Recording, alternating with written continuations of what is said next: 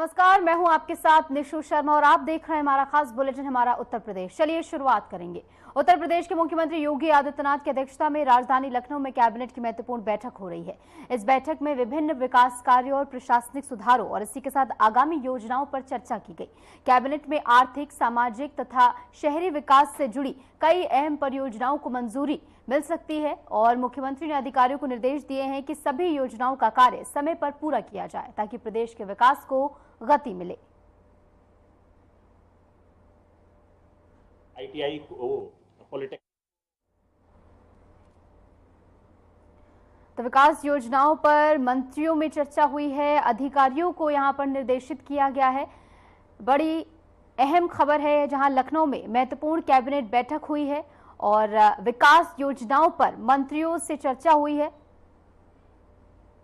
और इस दौरान प्रेस ब्रीफिंग भी हो रही है जिसमें तमाम जो विषय जिन पर चर्चा हुई है और जो फैसले लिए गए हैं इस ब्रीफिंग में उन्हें ब्रीफ किया जा रहा है, उनके बारे में जानकारी यहां पर दी जा रही है। तो मुख्यमंत्री योगी आदित्यनाथ की जो कैबिनेट की बैठक हुई 4 बजे का समय इस बैठक को लेकर मुकम्मल किया गया था। 4 बजे लोक भवन में ये बैठक शुरू हुई। उसके बाद तमाम मंत्रियों की मौजूदगी में तमाम महत्वपूर्ण विषय टेबल किए गए, उन पर चर्चाएं हुई हैं और खासकर उत्तर प्रदेश के विकास को लेकर तमाम योजनाएं जो आने वाले समय में लागू होनी है और इसी के साथ जो वर्तमान में भी चल रही हैं उन पर यहां पर चर्चा हुई है। प्रदेश के प्रशासनिक सुधारों को लेकर भी यहां पर महत्वपूर्ण चर्चा हुई है, यानी किस तरीके से प्रशासन को और ज्यादा सजग बनाया जाए और ज्यादा उसे मजबूत बनाया जाए, इस पर चर्चा हुई है। तमाम मंत्रियों ने भी अपना रुख जो है यहाँ पर टेबल किया है। ऐसे में तमाम मंत्रियों की मौजूदगी में महत्वपूर्ण विषयों पर चर्चा हुई है। अधिकारियों को यहाँ पर निर्देशित किया गया है कि किस तरीके से तमाम योजनाओं को लागू करना है और ऐसे में लोगों तक हर मूलभूत सुविधा का लाभ पहुंचे, ये सुनिश्चित करना है। तो सीएम योगी आदित्यनाथ की ओर से कैबिनेट की बैठक की अध्यक्षता की गई और इस बैठक में तमाम मंत्रियों की मौजूदगी रही, जहां पर सीएम योगी आदित्यनाथ ने तमाम दिशा निर्देश जारी किए हैं मंत्रियों को। योजनाओं को लेकर यहां पर विचार विमर्श हुआ है, विकास योजनाओं को लेकर खास चर्चा मंत्रियों के बीच में यहां पर हुई है और लखनऊ में ये महत्वपूर्ण बैठक हुई। जैसा कि हमने आपको बताया 4 बजे बैठक शुरू हुई थी, लोक भवन में ये बैठक हुई है और ऐसे में प्रेस ब्रीफिंग फिलहाल चल रही है और ब्रीफ किया जा रहा है तमाम उन निर्णयों के बारे में जो इस बैठक में लिए गए हैं। तमाम मंत्रियों की मौजूदगी में जो विषय यहाँ पर उठे उस बारे में यहाँ ब्रीफ किया जा रहा है।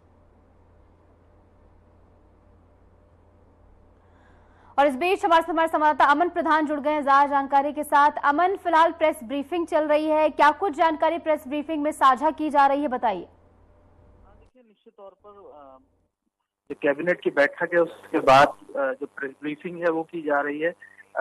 उत्तर प्रदेश के कई मंत्री प्रेस ब्रीफिंग में मौजूद हैं, चाहे बात की जाए नंद गोपाल नंदी की, चाहे आशीष पटेल, चाहे अनिल राजभर या पशुधन मंत्री धर्मपाल प्रजापति की। तो तमाम मंत्री हैं, उनकी मौजूदगी में प्रेस ब्रीफिंग हो रही है। लगभग 47 प्रस्ताव यूपी कैबिनेट में आज प्रस्तावित थे, जिसमें 36 जो प्रस्ताव हैं उनको अनुमति दी गई है। और जिस तरीके से बात की जाए औद्योगिक विकास की या जो प्रावधिक शिक्षा की या फिर पशुधन विभाग की, तो ये सब अहम विभाग थे। चाहे श्रम विभाग की बात की जाए, ये सब अहम विभाग थे जिनके ज्यादातर प्रस्ताव कैबिनेट में पारित किए गए हैं। उसको लेकर के जितने भी मंत्री हैं, विभागीय मंत्री हैं, वो इस प्रेस ब्रीफिंग में सभी को विस्तृत जानकारी दे रहे हैं कि कब कितनी जल्दी, चाहे वो पॉलिटेक्निक के क्षेत्र में स्टूडेंट्स को मदद हो, चाहे औद्योगिक विकास के क्षेत्र में लोग स्टूडेंट्स को मौका मिले। ये तमाम विषय हैं जिनको लेकर के आज कैबिनेट में लगभग 37 प्रस्ताव थे, जिसमें 36 प्रस्तावों को आज अनुमति मिल गई है। एक प्रस्ताव जो कि स्टैंप ड्यूटी का था, उसको अभी अगले कैबिनेट के लिए उसको होल्ड कर दिया गया। उसमें कई संशोधन थे, जिसके लिए संशोधन के बाद वो अगले जो कैबिनेट होगी उसमें उस बिल को प्रस्तावित किया जाएगा, जिसमें जिसमें मेन अगर बात की जाए एजेंडे की, तो कहीं ना कहीं महिलाओं को राजस्व के साथ डायरेक्टली किस तरीके से जोड़ा जाए, महिलाओं को किस तरीके से रिबेट मिले, किस तरीके से स्टैंप ड्यूटी में उनको फायदा मिले, उसलिए ये एक अहम कानून इस बार कैबिनेट में पास किया गया, और जिसके लिए 1% की जो छूट है वो महिलाओं को निश्चित तौर पर मिलने के लिए कैबिनेट में आज अनुमति दी गई है। जी। और हम देख रहे हैं अभी भी लगातार प्रेस ब्रीफिंग जो है जारी है, तमाम मुद्दे जो इस दौरान उठाए गए हैं, जिन पर चर्चा हुई है मंत्रियों के बीच, उस बारे में जानकारी साझा की जा रही है। और पूछना चाहेंगे कि कृषि संबंधित कोई यहाँ पर प्रस्ताव पास हुआ है क्या, अमन?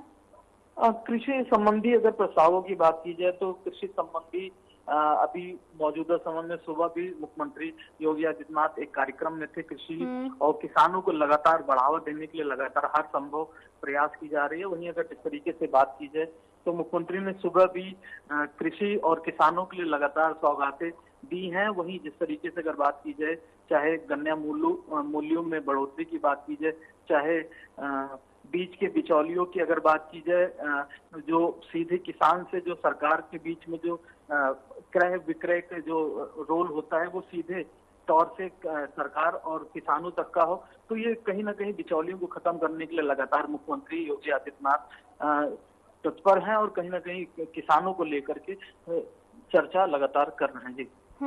और आने वाले समय में कई विकास योजनाएं जो है लागू होंगी, ऐसे में अधिकारियों को भी निर्देशित किया गया है, किस बाबत ये निर्देश दिए गए हैं? देखिए, निश्चित तौर पर जीरो टॉलरेंस की नीति मुख्यमंत्री की सदैव रही है। 9-8 साल के कार्यकाल में लगातार जब से मुख्यमंत्री ने अपना क्रयभार संभाला है, तो उसके बाद से लगातार जीरो टॉलरेंस की नीति पर काम कर रहे हैं। सभी अधिकारियों हो, चाहे वो क्लर्क लेवल का अधिकारी हो, चाहे प्रमुख सचिव या एसीएस लेवल का अधिकारी हो, सभी को एक सख्त निर्देश दिए गए हैं कि किसी भी तरीके का भ्रष्टाचार वो ना किया जाए विभाग में। कहीं ना कहीं जो भ्रष्टाचार अगर होगा तो कहीं ना कहीं सरकार की जो छवि है उस पर कहीं ना कहीं सवालिया निशान खड़ा होगा। तो कहीं ना कहीं जो अधिकारी हैं उनको हमेशा से ही जीरो टॉलरेंस की नीति पर काम करने को कहा गया है। और लगातार जिस तरीके से विभागों की बात की जाए, विभागों में भी लगातार 100% जो काम है वो मुख्यमंत्री जी के निर्देशों पर हो रहा है। और सही साफ तौर पर अगर बात की जाए, जो भी इस तरीके के चिन्हित तौर पर अधिकारी हैं उनके खिलाफ मुख्यमंत्री लगातार कार्य भी करते आए हैं। और लगातार उनकी अगर बात की जाए, मुख्यमंत्री लगातार तो ऐसे अधिकारियों पर नकेल भी कसते हुए नजर आते हैं। जी बिल्कुल। और देखना होगा कि किस तरीके से प्रशासनिक सुधार अब होते हुए नजर आते हैं, क्योंकि हमने देखा है कि प्रायोरिटी सबसे ज्यादा इसे सीएम योगी आदित्यनाथ की ओर से दी जाती है कि प्रशासनिक अमला जो है पूरी तरह सजग हो, सभी की समस्याओं का निस्तारण हो। ऐसे में लगातार प्रेस ब्रीफिंग जारी है। आने वाले समय में क्या कुछ योजनाएं लागू होंगी, क्या कुछ और ऐलान हुए हैं अभी इस बारे में कोई जानकारी, जैसे कि हम देख रहे हैं अभी भी चल रही है ब्रीफिंग? अब देखिए, छात्रों को जो लैपटॉप की जो सौगात थी स्मार्टफोन की बजाय उसको अनुमति दे दी गई है। औद्योगिक विकास का एक बड़ा मामला था। स्टैंप ड्यूटी की मैंने भी आपसे कुछ देर पहले ही बात की है। अगर बात की जाए 12 करोड़ के जो महिलाएं हैं वो उनको बड़ी सौगात मिली है। अब प्रॉपर्टी की अगर बात की जाए तो 1% की स्टैंप ड्यूटी पर उनको छूट मिलेगी।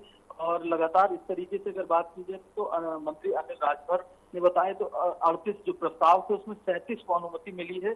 जिसमें अगर बात की जाए प्रदेश में जो 15 साल से पुराने जो वाहन हैं उनको कबाड़ घोषित करने के लिए भी मुख्यमंत्री ने आज प्रस्ताव को अनुमति दी है। विवेकानंद छात्र सशक्तिकरण योजना के तहत जो टैबलेट हैं वो बांटे जाएंगे। तो ये तमाम ऐसी बड़ी बड़ी योजनाएं हैं जिनको आज अनुमति मिली है। ठीक है अमन, बहुत बहुत शुक्रिया, आपने तमाम जानकारी हमारे साथ साझा की। तो आप हमारे संवाददाता अमन को सुन रहे थे, जहां पर उन्होंने तमाम जो प्रेस ब्रीफिंग में फैसले लिए उसके बारे में जानकारी दी है। चलिए अब आपको प्रेस ब्रीफिंग सुनाते हैं। सबसे पहले मैं अभिवादन कर रहा हूं। आज प्राविधिक शिक्षा विभाग द्वारा टाटा टेक्नोलॉजी लिमिटेड के सहयोग से प्रदेश की सभी पॉलिटेक्निकों के उच्चीकरण और सेंटर ऑफ एक्सीलेंस बनाने के लिए एक प्रस्ताव मंत्रिपरिषद में प्रस्तुत किया गया था, जिसको हमारी कैबिनेट ने पास किया है। इसमें 121 राजकीय पॉलिटेक्निक संस्थाओं में टाटा टेक्नोलॉजी के सहयोग से टाटा टेक्नोलॉजी एक्सीलेंस सेंटर स्थापित किया जाएगा, जिसकी कुल लागत 6,935.86 करोड़ जिसका एक पार्ट है और 858 करोड़ का दूसरा भाग है। इसमें से कुल मिलाकर के पहले चरण में 45 ITI को पॉलिटेक्निक को अपग्रेड किया जाएगा टाटा टेक्नोलॉजी एक्सीलेंस सेंटर के रूप में। पूर्व में भी टाटा टेक्नोलॉजी ITIs को एक्सीलेंस सेंटर के रूप में डेवलप कर चुकी हैं। ये उत्तर प्रदेश के लिए गेम चेंजिंग एक कार्य हो रहा है और हमारे जो बेसिकली जो गांव से आने वाले बच्चे हैं जो पॉलिटेक्निक में अध्ययन कर रहे हैं उनको इससे सबसे ज्यादा फायदा होगा। पर पॉलिटेक्निक इसमें जो है 709 लाख की जो लागत है वो तो लखनऊ से आप प्रेस ब्रीफिंग सुन रहे थे। चलिए खबरों में आगे बढ़ेंगे। उत्तर प्रदेश कृषि अनुसंधान परिषद यानी कि UPCR के 36वें स्थापना दिवस के अवसर पर लखनऊ में राष्ट्रीय संगोष्ठी का भव्य आयोजन किया गया। इस कार्यक्रम का उद्घाटन मुख्यमंत्री योगी आदित्यनाथ ने किया। संगोष्ठी में कृषि एवं अनुसंधान के क्षेत्र में उत्कृष्ट योगदान देने वाले वैज्ञानिकों, विशेषज्ञों और अन्य विशिष्ट जनों को सम्मानित किया गया। मुख्यमंत्री ने इस अवसर पर प्रधानमंत्री नरेंद्र मोदी के उस विजन को दोहराया है जिससे कहा गया है कि अन्नदाता किसान के चेहरे पर खुशहाली तभी आएगी जब हम लागत कम करेंगे और उत्पादन बढ़ाएंगे। सीएम योगी ने बताया कि उत्तर प्रदेश सरकार विजन 2047 को लेकर एक वृहद कार्य योजना का क्रियान्वयन कर रही है, उसे आगे बढ़ा रही है, जिसमें किसानों की आय बढ़ाने, कृषि नवाचारों को प्रोत्साहित करने और इसी के साथ कृषि अनुसंधान को तकनीक से जोड़ने जैसे अहम बिंदु शामिल हैं। क्या कुछ कहा गया है, सुनिए। दुनिया के अंदर विकसित वही देश हुए हैं जिन्होंने अधिकाधिक शोध और विकास पर ध्यान दिया।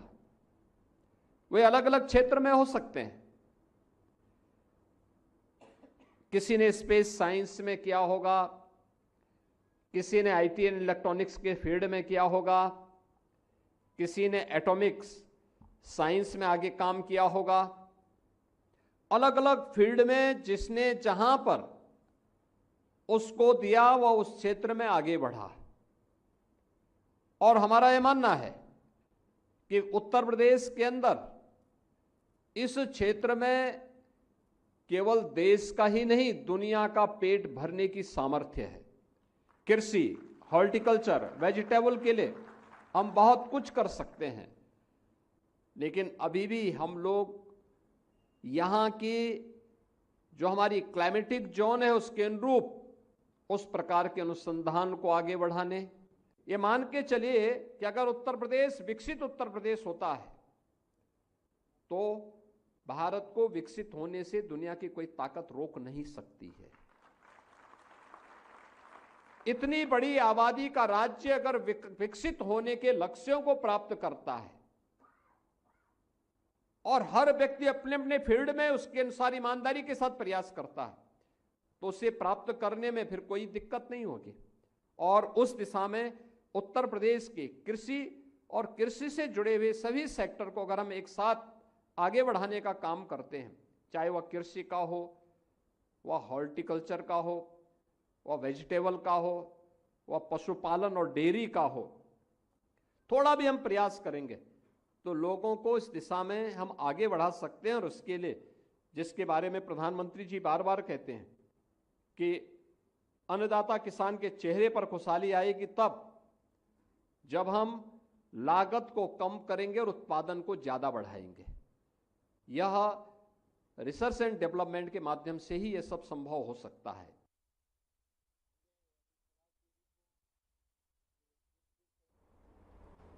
और इस बीच वक्त तो चला एक छोटे से ब्रेक का। ब्रेक के बाद फौरन हाजिर होते हैं।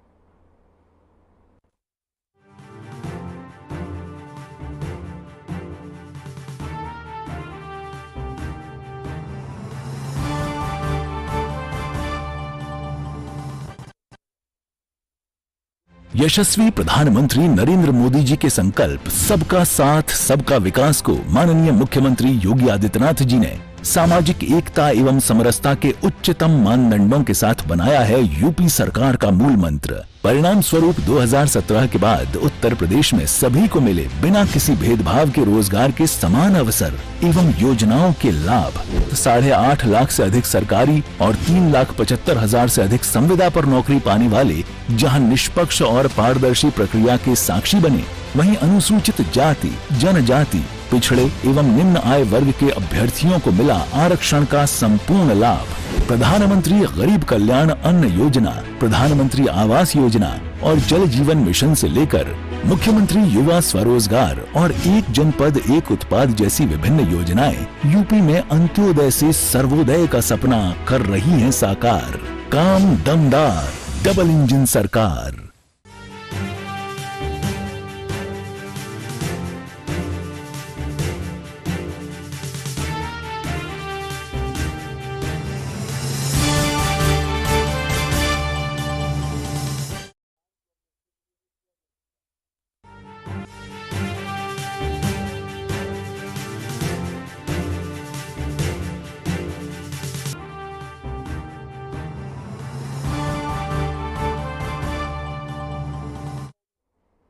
स्वागत है आपका। ब्रेक के बाद चलिए एक बार फिर से रुक करेंगे तमाम खबरों का। उत्तर प्रदेश के उप मुख्यमंत्री केशव प्रसाद मौर्य ने समाजवादी पार्टी पर सीधा राजनीतिक हमला बोला है। उन्होंने कहा कि जहां भी कोई कांवड़ियों के भेष में माहौल खराब करने की कोशिश कर रहा है, वो असली कांवड़ियों को बदनाम करने की कोशिश कर रहा है। उप मुख्यमंत्री ने शक जताया कि समाजवादी पार्टी ऐसे लोगों को खुद भेज रही है जो कांवड़ यात्रा के दौरान जानबूझकर माहौल बिगाड़ने की साजिश रच रहे हैं। मौर्य ने कहा कि भाजपा कानून के मुताबिक कार्रवाई करती है और जब वह कार्रवाई करती है तो तुष्टीकरण की राजनीति करने वालों को इससे तकलीफ होती है। कांवड़ियों के भेष में कोई माहौल खराब करने की कोशिश कर रहा है। जो बाबा भोलेनाथ जी को जल चढ़ाने के लिए चलने वाले श्रद्धालु हैं, एक तो उनको बदनाम करने का प्रयास कर रहा है। विशेष तौर से मुझे तो आशंका होती है कि समाजवादी पार्टी ही इस प्रकार के लोगों को भेज करके माहौल खराब करती है।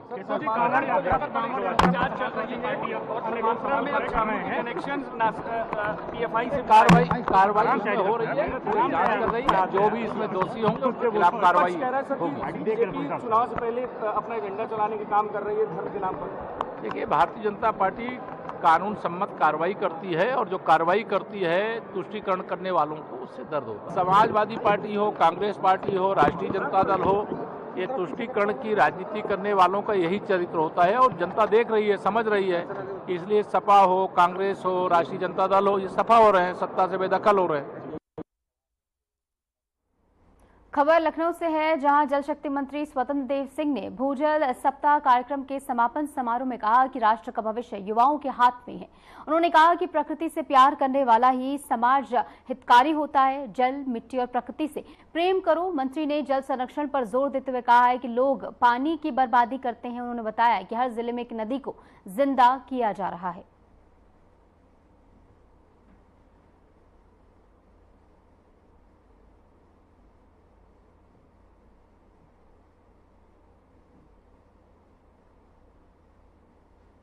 खबर लखनऊ से है, जहां उत्तर प्रदेश सरकार ने प्रशासनिक फेरबदल करते हुए 9 अफसरों का तबादला कर दिया है। अरविंद कुमार मिश्रा को अपर निदेशक सूचना बनाया गया है, तो वहीं विनोद कुमार गौड़ फर्रुखाबाद के सीडीओ, तो वहीं डॉक्टर अलका वर्मा ने निदेशक चिकित्सा स्वास्थ्य सेवाएं और गौरव रंजन श्रीवास्तव उप सचिव यूपीपीएससी प्रयागराज नियुक्त किए गए हैं। तो प्रशासनिक फेरबदल देखने को मिला है। यूपी सरकार ने प्रशासनिक फेरबदल किया है, 9 अफसरों का तबादला किया गया है। ऐसे में सूची भी आपको टीवी स्क्रीन पर दिखा रहे हैं।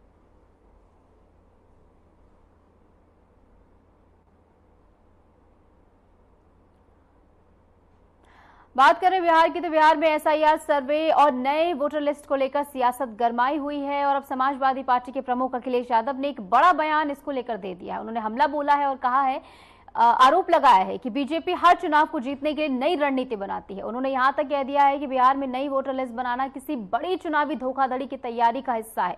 साथ ही अखिलेश ने उत्तर प्रदेश उपचुनावों में पुलिस पर सीधा आरोप लगाया है। बंदूक के दम पर वोट डलवाए गए, उनकी ओर से कहा गया, और पुलिस खुद वोट डालते पकड़ी गई है। बता दें कि अखिलेश ने मिल्कीपुर और कुंदरकी का उदाहरण देकर बीजेपी की नीयत पर सवाल उठाए हैं।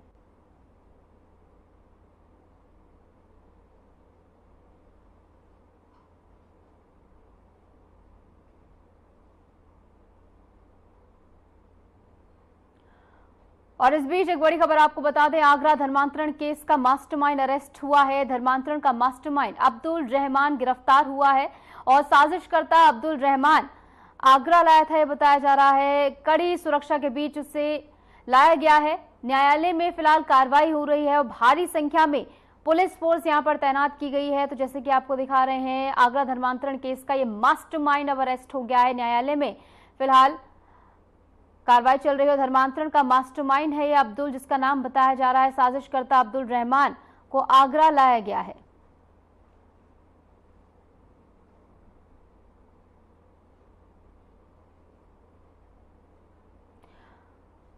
और इस बीच एक बड़ी खबर आपको बता दें, कांवड़ यात्रा को लेकर ये बड़ी खबर है। यूपी सरकार का फैसला लगातार बरकरार है। क्यूआर कोड फैसले में हस्तक्षेप से इनकार कर दिया गया है। कांवड़ यात्रा पर यूपी मॉडल को समर्थन मिल रहा है। यात्रा में तकनीकी उपयोग को हरी झंडी दिखाई गई है। कांवड़ियों की ट्रैकिंग पर सुप्रीम कोर्ट की मोहर लगी है। ये बड़ी खबर आपको बता रहे हैं। कांवड़ यात्रा मार्ग पर क्यूआर कोड को लेकर सुप्रीम कोर्ट का बड़ा फैसला सामने आया है। कोर्ट ने यूपी सरकार की योजना को हरी झंडी दिखा दी है, यानी श्रद्धालुओं की सुरक्षा और ट्रैकिंग के लिए ये क्यूआर कोड सिस्टम जो लागू किया गया था वो जारी रहेगा। सुप्रीम कोर्ट ने साफ कहा है ये प्रशासनिक और सुरक्षा व्यवस्था से जुड़ा मामला है, इसमें कोर्ट दखल नहीं देगा।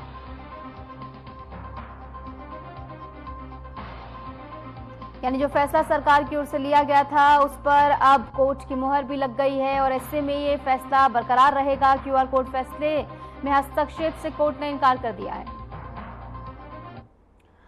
गोंडा जिले की कैसरगंज क्षेत्र में पूर्व सांसद बृजभूषण शरण सिंह द्वारा नंदिनी नगर स्पोर्ट्स स्टेडियम में नवाबगंज और वजीरगंज विकासखंड के मेधावी छात्रों को सम्मानित करने के लिए प्रतिभा सम्मान समारोह आयोजित किया गया।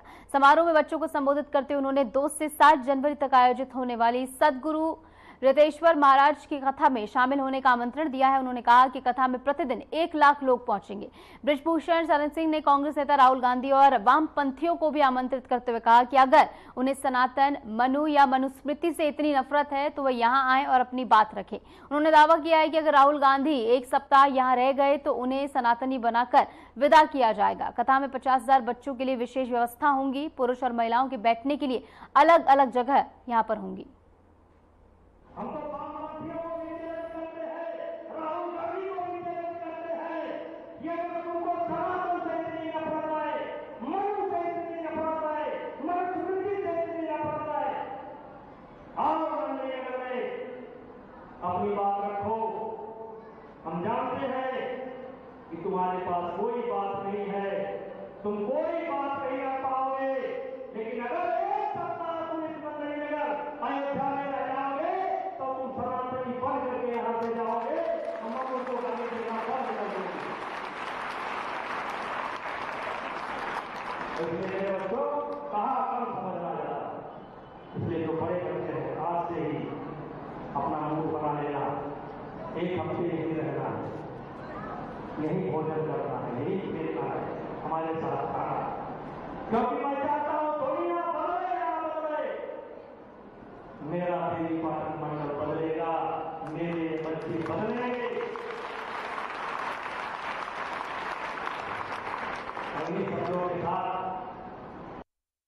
गोंडा से इस वक्त की एक अहम खबर सामने आई है। बीजेपी सांसद बृजभूषण शरण सिंह ने मुख्यमंत्री योगी आदित्यनाथ से हाल ही में हुई मुलाकात को लेकर बड़ा बयान दिया है। बृजभूषण शरण सिंह ने कहा कि मुख्यमंत्री योगी और वह पुराने परिचित हैं और कभी दोनों साथ खेला करते थे। उनके बीच हंसी मजाक की बातचीत भी होती है। ऐसे में सीएम से मिलना कोई असामान्य बात नहीं है। उन्होंने ये भी साफ किया है कि मुख्यमंत्री से इस मुलाकात के दौरान किसी भी प्रकार की राजनीतिक चर्चा नहीं हुई है। बातचीत पूरी तरह व्यक्तिगत थी, जिसमें पुरानी यादों और संबंधों को साझा किया गया। सांसद बृजभूषण शरण सिंह ने कहा कि ये बात सही है कि बीते 31 महीनों में मेरी मुख्यमंत्री से मुलाकात नहीं हुई थी, लेकिन जब उन्होंने बुलाया तो मैं गया। इसमें किसी को कोई आपत्ति नहीं होनी चाहिए। उन्होंने अपनी बात को दोहराते हुए कहा कि मुख्यमंत्री से ये एक व्यक्तिगत मुलाकात थी और ये बहुत सकारात्मक रही। देखिए, कल मैं मुख्यमंत्री जी से मिला और 31 महीने बाद मिला।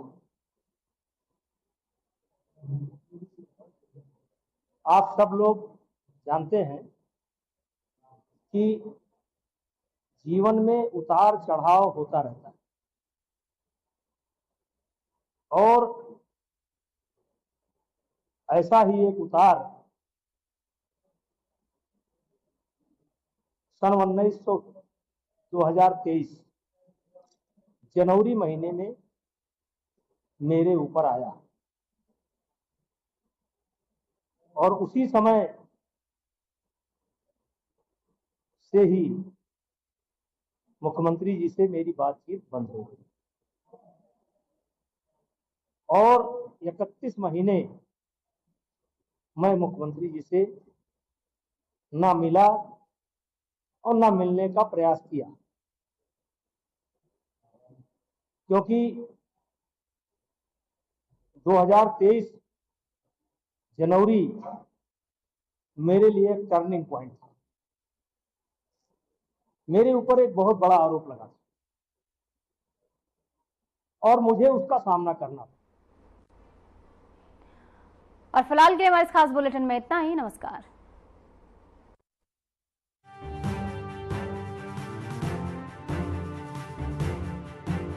नवाचारी और नवोन्मेषी